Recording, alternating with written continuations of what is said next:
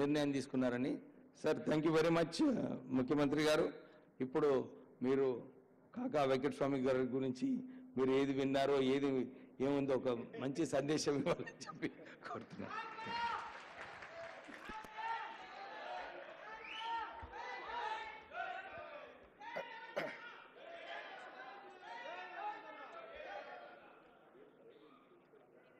కాకా వెంకటస్వామి గారి 95వ జయంతి తెలంగాణ రాష్ట్ర ప్రభుత్వం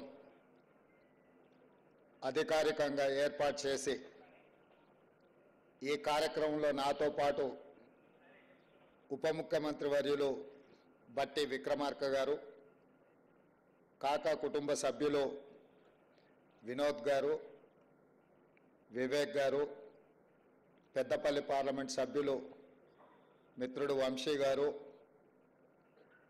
చాడా వెంకటరెడ్డి గారు, ప్రొఫెసర్ కోదన్ రామ్ గారు, అదేవిధంగా మా సహచర మంత్రివర్గ సభ్యులు పొన్నం ప్రభాకర్ గారు, మధు యాస్కీ గారు, శాసనసభ్యులు ప్రేమ్ సాగర్ రావు గారు, అదేవిధంగా శాసనసభ్యులు నాగరాజు గారు, మిత్రులు పెద్దలు పార్లమెంట్ సభ్యులు డాక్టర్ మల్లు రవి గారు, వేదిక మీద ఉన్న పెద్దలందరూ, ఇక్కడికి విచ్చేసిన కాకా వెంకటస్వామి గారి అభిమానులందరికీ కూడా హృదయపూర్వకంగా నమస్కారాలు.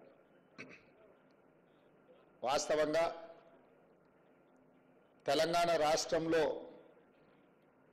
వేళ్ల మీద లెక్కబెట్టగలిగిన జాతీయ స్థాయి నాయకులలో వెంకటస్వామి గారు ఒకరు. ఈ ప్రాంతం నుంచి జాతీయ స్థాయిలో పివి నరసింహారావు గారు, ఆ తర్వాత జాతీయ స్థాయిలో ఆ గుర్తింపు ఉన్నది కాకా వెంకటస్వామి గారికి.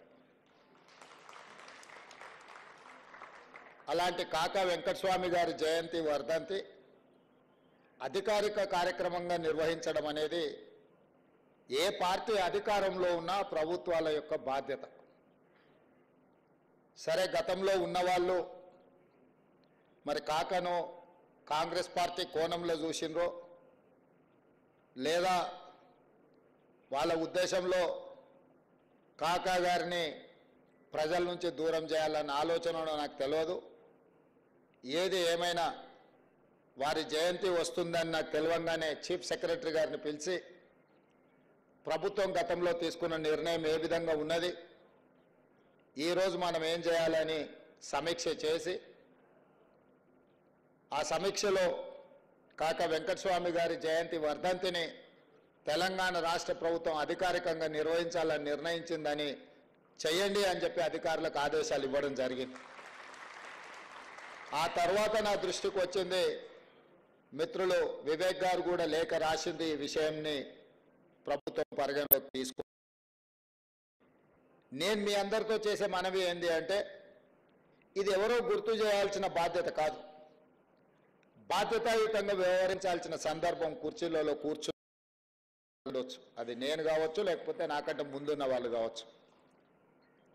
నాకంటే ముందున్న వాళ్లకు రాజకీయంగా ఇక్కడ చాలామందికి తెలిసి ఉండొచ్చు, లేదా చాడా వెంకటరెడ్డి గారు చాలా ఎక్కువ ప్రత్యక్ష సాక్షులు అనుకుంటున్నా నేను. 2004 ఎన్నికల సందర్భంగా ఆ రోజు బలంగా ఉన్న తెలుగుదేశం పార్టీని ఎదుర్కోవాలి అని అంటే కాంగ్రెస్ పార్టీ ఎన్నికలకు వెళ్లే సందర్భంలో డాక్టర్ వైఎస్ రాజశేఖర రెడ్డి గారి పాదయాత్ర తర్వాత తెలంగాణ, ఆంధ్రప్రదేశ్ రాష్ట్రాలలో ఒక అద్భుతమైన వాతావరణం కాంగ్రెస్ పార్టీకి అనుకూలంగా మారింది. ఆ సందర్భంలో కొత్తగా వచ్చిన రాజకీయ పార్టీకి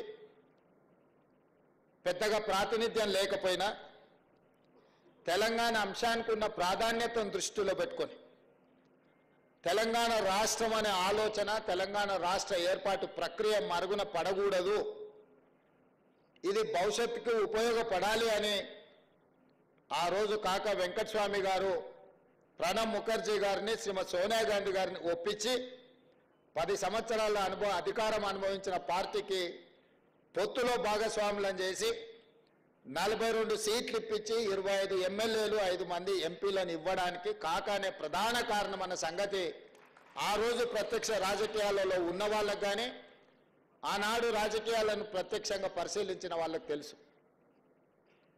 ఎందుకంటే ఆ 2004 ఎన్నికలలో రాజకీయాలను నిశితంగా ఆ రోజు నేను గమనిస్తున్నా. ఈ పరిణామాలు ఏ విధంగా పరిణతి చెందబోతున్నాయి, ఈ పరిణామాలు తెలంగాణ రాష్ట్ర ఏర్పాటు ప్రక్రియకు ఏ విధంగా సహకరించబోతున్నాయి, ఇందులో ఎవరెవరు ఏ బాధ్యత నెరవేర్చబోతున్నారు అని చెప్పి ఆ రోజు నేను నిశ్చితంగా గమనించిన.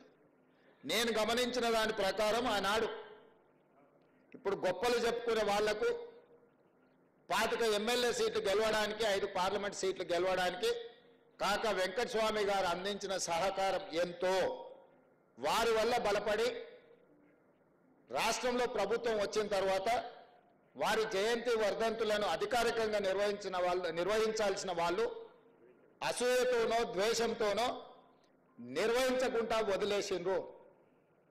అందుకే కాంగ్రెస్ పార్టీ అధికారంలోకి వచ్చిన వెంటనే కాక ప్రజల ఆస్తి, పేదోళ్ల ధైర్యం, నిలువ నీడ లేని వాళ్లను ఆదుకోవడానికి, అండగా నిలబడడానికి, నగరానికి ఉద్యోగ ఉపాధి అవకాశాల కోసం ఎవరొచ్చినా ఎక్కడో ఒక ప్రభుత్వ స్థలంలో వాళ్ళు ఉండడానికి అవసరమైన ఏర్పాట్లు నాకు తెలిసినంత వరకు ఆ రోజుల్లో కాక వెంకటస్వామి గారు 80,000 మందికి గుడిసెలకు నిలువ ఆధారము నీడనిచ్చిండు అని చెప్పి లెక్కలు చెప్తున్నాయి.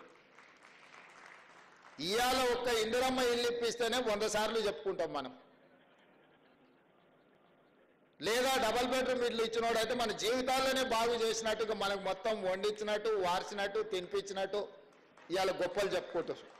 కానీ 80,000 ఇళ్ళు పేదోళ్లకు హైదరాబాదు నగరంలో ఇప్పించిన కాకను మర్చిపోవడం అనేది అది వాళ్ళ బాధ్యత రాహిత్యానికి ఒక ఉదాహరణ.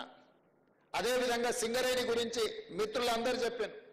సింగరేణి దివాలా తీసి సింగరేణి మూతపడే సందర్భంలో కార్మికులను ఆదుకోవాలన్న ఆలోచన, కార్మికులను బ్రతికించాలన్న కోరిక, పట్టుదల సింగరేణికి 450 కోట్ల రూపాయలు ఆ రోజుల్లో అప్పు ఇప్పించి సింగరేణి సంస్థను కాపాడి ఇవాళ వేలాది కుటుంబాలు, లక్షలాది మంది ఆధారంగా దాని మీద ఉన్న వాళ్ళని అందరినీ కూడా ఈ రోజు వాళ్ళ ఇళ్లలో దీపం ఉంది, ఆ కుటుంబంలో బుక్కడి బువ్వ తింటున్నారు అని అంటే కాకా గారి కృషి అని చెప్పి మనం ఈరోజు మాట్లాడుకోవాల్సిన అవసరం ఉన్నది.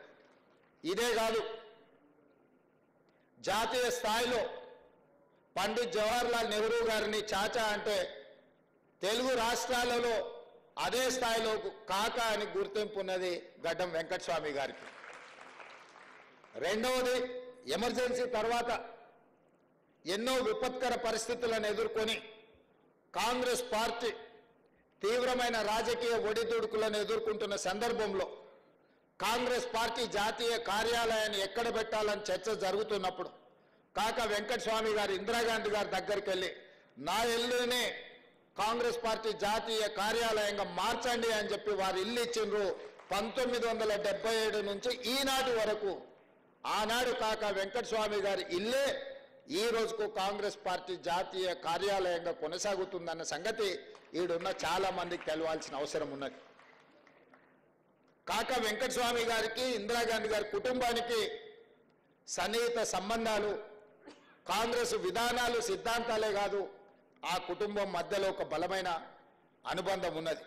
అదే కాదు, ఈరోజు జాతీయ కాంగ్రెస్ పార్టీ అధ్యక్షుడుగున్న మల్లికార్జున్ ఖర్గే గారు వెంకటస్వామి గారి సమకాలికులు.